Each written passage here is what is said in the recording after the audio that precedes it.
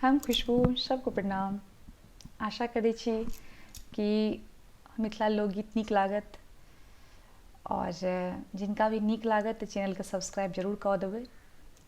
आइ हम सुनायब ए पहुना हे मिथिलेमे रहू ना, तऽ जरूर बतायब केहन लागल। कमेंट बढ़िआँ बढ़िआँ सब करब। ए पहुना एहि मिथिलेमे रहू ना, ए पहुना एहि मिथिलेमे रहू ना, ए पहुना एहि मिथिलेमे रहू ना। जौने सुखबा ससुरारी में, जौने सुखबा ससुरारी में, तौने सुखबा कहू ना। हे पहुना एहि मिथिले में रहू ना, हे पहुना एहि मिथिले में रहू ना। रोज सवेरे उबटन मलक इतर से नहवायब, हो रोज सवेरे उबटन मल के इतर से नहवायब। एक महीना के भीतर करिया सा गोर बनायब, यो करिया सा गोर बनायब। झूठ कहत न पानी तनी को झूठ कहत न पानी तनी को, मौका एगो दियो ना। हे पहुना एहि मिथिले में रहू ना, हे पहुना एहि मिथिले में रहू ना। जो न सुखबा ससुरारी में, जो ने सुखबा ससुरारी में, तोने सुखबा कहू ना।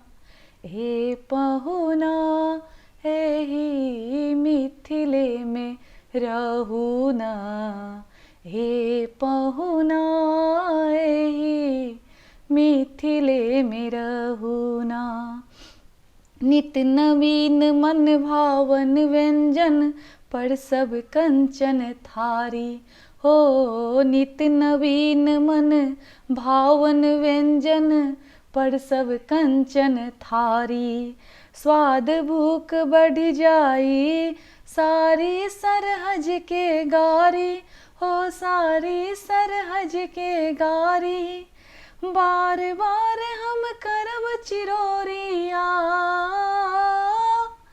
बार बार हम करब चिरौरी, और किछु लेबो ना। हे पहुना एहि मिथिले में रहू ना, हे पहुना एहि मिथिले में रहू ना।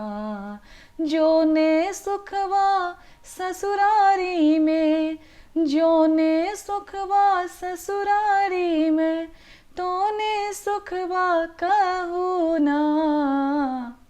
ए पहुना एहि मिथिले में रहू ना, ए पहुना एहि मिथिले में रहू ना। कमला बिमला दूध मतीम झिझरी रोज खिलायब, हो कमला बिमला दूध मतीम झिझरी रोज खिलायब। सावन में कजरी गा गा के झूला रोज झुलायब, हे यो झूला रोज झुलायब। पवन देव सा करब निहोरा, पवन देव सा करब निहोरा, होले होले बहू ना। हे पहुना एहि मिथिले में रहू ना, हे पहुना एहि मिथिले में रहू कहू ना।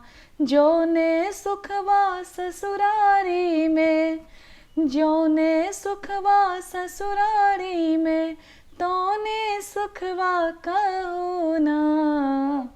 ए पहुना ए मिथिले में रहू ना। हे पहुना एही मिथिले में रहू ना।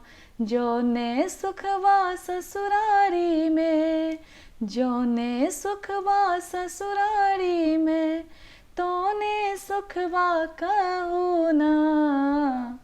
हे पहुना एही मिथिले में रहू ना। ए पहुना एही मिथिले में रहू ना। आशा करै छी अहाँ सबके नीक लागत, और नीक लागत तऽ जरूर लाइक सब्सक्राइब कऽ देबै। धन्यवाद।